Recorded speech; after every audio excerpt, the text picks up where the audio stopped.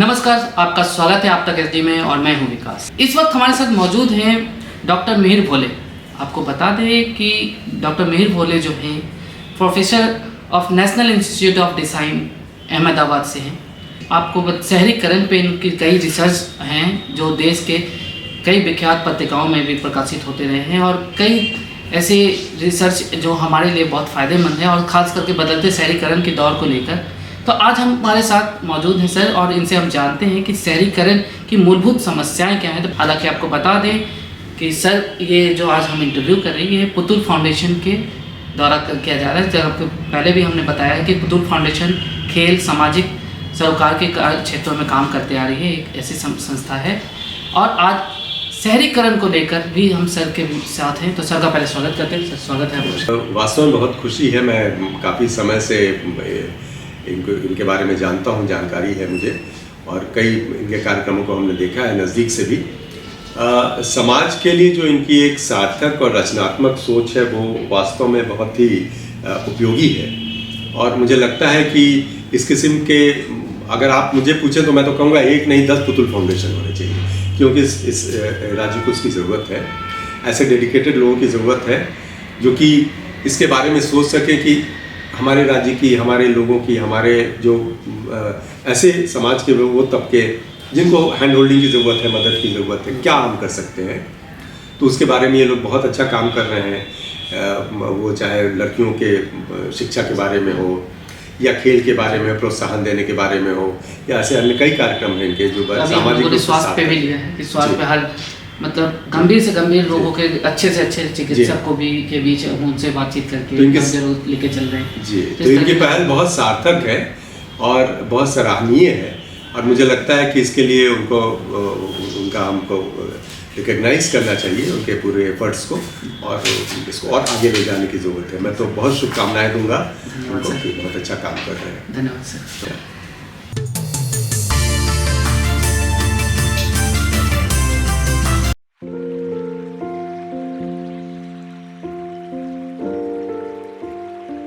Sir ये शहरीकरण पे जैसा कि आपके रिसर्च आते रहे हैं समय समय पर कई इंटरनेशनल नेशनल पत्रिकाओं में, तो ये शहरीकरण की मूलभूत सुविधाएं, समस्याएं क्या हैं, इस पे प्रकाश डालें। देखिए, मूलभूत तौर पे अगर हम बात करें तो 3 बिंदुओं पे आप उसको विभाजित कर सकते हैं शहरीकरण की जो समस्याएं, जितना हमने समझा है। एक तो समस्या उसकी होती है कि उसकी विरासत होती है, लेगेसी प्रॉब्लम्स कहते हैं। तो जो विरासत में आपको हर शहर को कुछ समस्याएं मिलती हैं। दूसरी समस्या उसकी होती हैं जो कि उसकी वर्तमान की समस्याएं होती हैं, आज के समय में जो हम फेस कर रहे हैं, बिजली, पानी, सड़क, ट्रैफिक, कंजेशन, सैनिटेशन, ये सारी समस्याएं हमारी आज की हैं। और तीसरी हमारी जो चुनौती होती है शहरीकरण की, वो भविष्य को लेकर होती है कि भविष्य के लिए हम कितना तैयार हैं, किस तरीके से शहरों को हम देखते हैं कि भविष्य के शहर हमारे कैसे होंगे। तो इन 3 बिंदुओं पे ही शहरीकरण की सारी चुनौतियों को आप केंद्रित कर सकते हैं। सर शहरीकरण पर जो आपकी शोध है उसके नतीजों पर प्रकाश डालें, जो कैसे ये भूमिका अदा कर रही है आज इस क्षेत्र में। निश्चित रूप से देखिए, करीब 1 साल से मैं इस पे वैसे तो लंबे समय से मैं काम कर रहा हूँ, लेकिन 1 साल से मैंने काफ़ी समय इस पे दिया और मुख्य रूप से शहरीकरण के चैलेंजेस, अर्बन चैलेंजेस जो कहते हैं उस पर काम कर रहा हूँ। और इस दफ़ा जो हमने काम किया तो इसमें प्रयास ये रहा कि हम लोगों के बीच में जाएँ और लोगों के द्वारा उनके नज़रिए से शहरों की जो चुनौतियां हैं उसको समझने की कोशिश करें। उसकी वजह यह है कि डिज़ाइन में जो हम सीखते सिखाते हैं तो उसमें समस्याओं का समाधान निकालने की एक प्रक्रिया है डिज़ाइन, एक सोच है डिज़ाइन।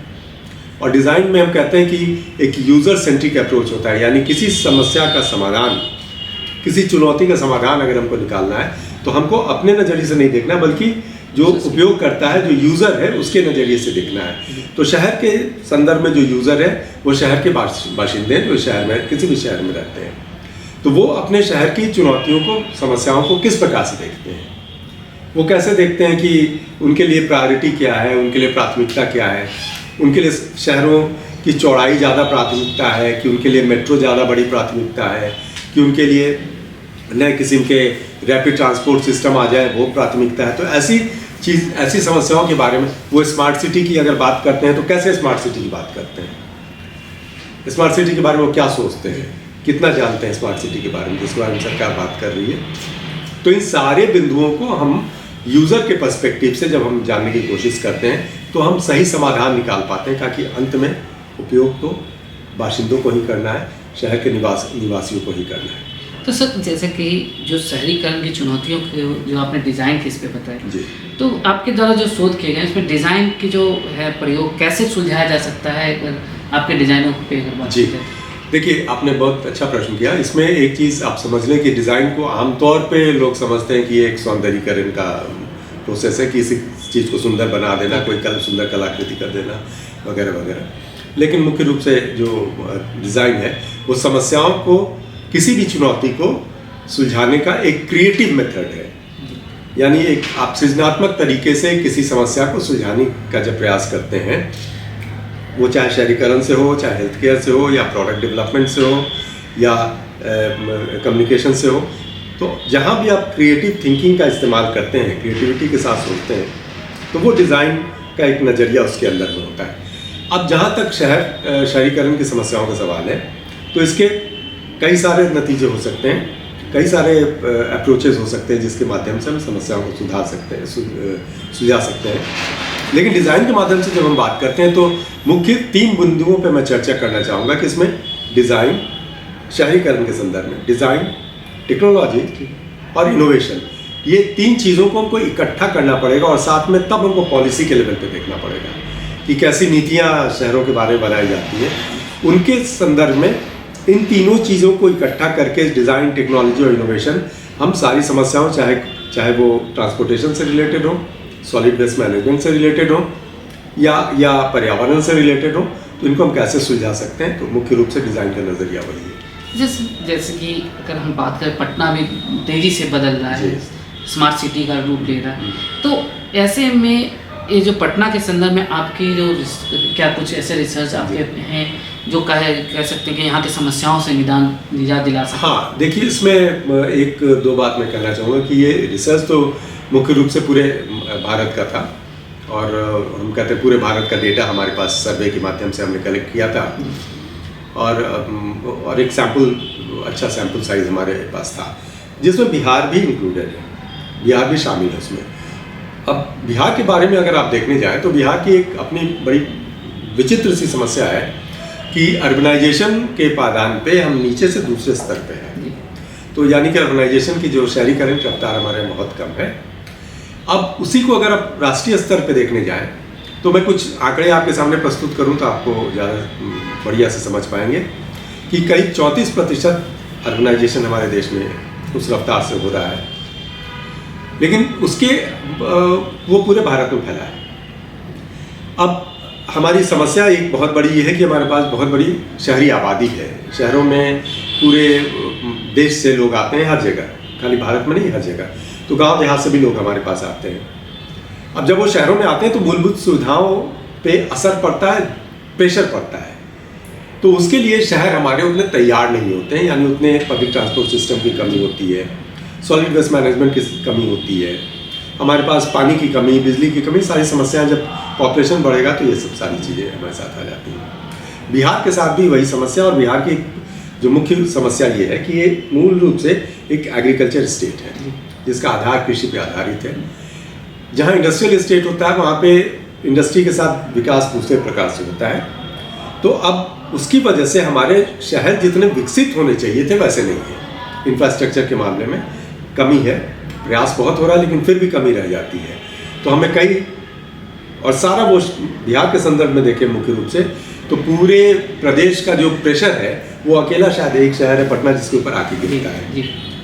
तो हमें सोचना पड़ेगा कि हम कैसे दूसरे जिलों में भी जो शहर हैं, उदाहरण के मुजफ्फरपुर भी हो सकता है, भागलपुर भी हो सकता है, आरा भी हो सकता है, ऐसे जो हमारे बहुत सारे शहर हैं, उसको हम कैसे विकसित करें कि वो अपने आप में केंद्र बने और अपने इर्द गिर्द का जो इलाका है, उनके गाँव का इलाका, कस्बाई इलाका, वहाँ की ज़रूरतों को पूरा कर सके, ताकि पटना के ऊपर प्रेशर कम हो।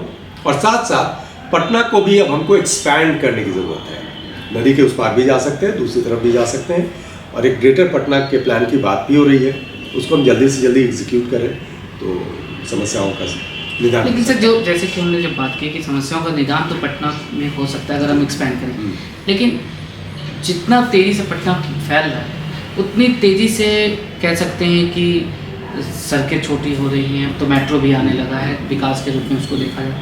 लेकिन आज भी जो कह सकते हैं मूलभूत जो एक ढांचा चाहिए, लोगों के साथ दिक्कत है। ऐसे में किस टाइप के डिज़ाइन हो ताकि गवर्नमेंट के साथ साथ आम लोगों को लाभ मिल सके? ये बहुत देखिए, मेरे रिसर्च में भी ये प्रश्न मैंने लोगों से किया था। आपने ये प्रश्न उठाया, मुझे बड़ी खुशी है।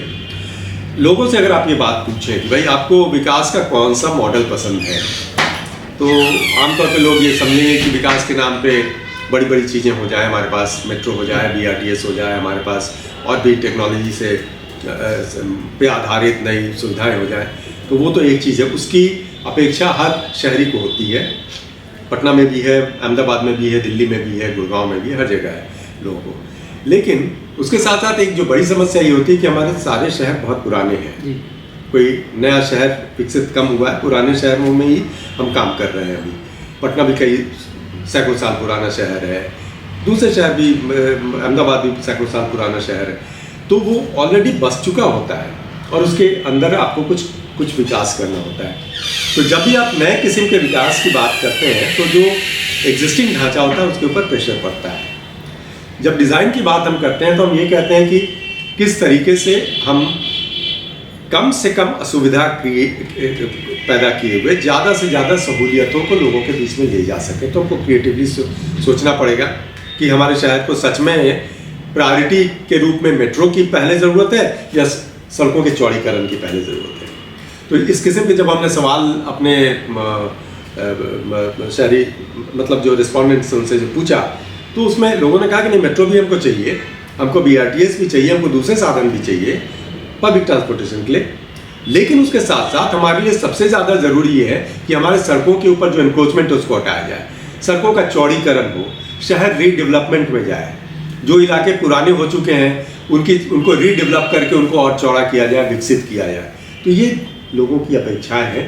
मुझे लगता है पॉलिसी मेकर्स को भी सोचना पड़ेगा, पॉलिटिशियंस को भी सोचना पड़ेगा, अर्बन प्लानर्स को भी सोचना पड़ेगा, तभी नतीजा निकलेगा। तो सर ये तो पड़ता है ना कि जैसे जब डिज़ाइन कर, जैसे आज किसी रोड का टेंडर पास हुआ, उस क्षेत्र का कैसे डेवलपमेंट होगा, कैसे सड़कें निकलेगी, नाले निकलेंगे, जो बिहार में अमूमन देखा नहीं जाता। तो ऐसे में क्या अन्य शहरों में या चाहे बिहार आपसे संपर्क कि हाँ भाई आपके डिज़ाइन हम ऐसा? देखिए, ये तो एग्जीक्यूशन का मामला है कि आप उसको एग्जीक्यूट कैसे करते हैं, लागू कैसे, और इसके लिए हर सरकार के पास मशीनरी होती है जी। वैसा नहीं है, हर राज्य की सरकारों के पास, हर म्यूनिसिपल कॉर्पोरेशन के पास, उनके पास अपनी मशीनरी होती है। सबसे बड़ी ज़रूरत क्या है? सबसे बड़ी ज़रूरत है कि पॉलिसी और प्लानिंग के लेवल पे हम उसको पहले सोच लें कि हम डिज़ाइन क्या करेंगे। हम वर्तमान की समस्याओं में से ही सिर्फ उलझेंगे, सिर्फ उनके बारे में ध्यान देंगे, या वर्तमान के साथ साथ हम भविष्य में आने वाली 25 साल, 30 साल, 50 साल की समस्याओं को भी ध्यान में रखते हुए विकास की तरफ बढ़ेंगे। तो हमारी कुछ समस्याएं जो हैं, जो बिल्कुल अभी की अभी सुलझाई जानी चाहिए। उदाहरण के लिए कि अगर आपको बिजली की कमी है तो वो उसके लिए आप 50 साल इंतजार नहीं कर सकते, तो आपको तुरंत उसका समाधान निकालना पड़ेगा। सड़कों पे कूड़ा उठाने की अगर व्यवस्था है, जो हमारे सैनिटेशन की समस्या है, ये हम 50 साल के परिप्रेक्ष्य में नहीं सोच सकते, हमको तो वर्तमान में उसके बारे में काम करना पड़ेगा। तो ये सारी चीज़ें तो हैं, लेकिन हमको साथ साथ ये सोचना पड़ेगा कि जब शहरी आबादी बढ़ेगी, जो बढ़नी है, क्योंकि 34% अभी शहरीकरण है, ये अगले कुछ ही दशकों के अंदर में 50% शहरीकरण हो जाएगा भारत के अंदर में, और 50% वो करीब 150 करोड़ आबादी तब तक हो चुकी होगी। तो 150 करोड़ का 50%, 75 करोड़ तो आपकी आबादी शहरों की हो जाएगी। तो इतनी बड़ी आबादी की ज़रूरतें क्या क्या होंगी, किस प्रकार आप उसको पूरा करेंगे? तो इसके लिए एक बृहद कार्यक्रम, दूर की सोच और दूर की लंबी प्लानिंग को साथ में लेकर के हमको चलना पड़ेगा, तभी हम इसका नतीजा, और उसमें डिज़ाइन, टेक्नोलॉजी और इनोवेशन, ये 3 बिंदु हैं, इनको साथ में मिलाना पड़ेगा, साथ में पॉलिसी और प्लानिंग, तभी हम इसका निदान कर सकते हैं। सर, उम्मीद करते हैं कि आपके बताए हुए सुझाव हमारे गवर्नमेंट तक हम पहुँचे और सरलीकरण के लिए लोगों को अंदर भी इसके प्रति, तो इसके लिए पहले आभार।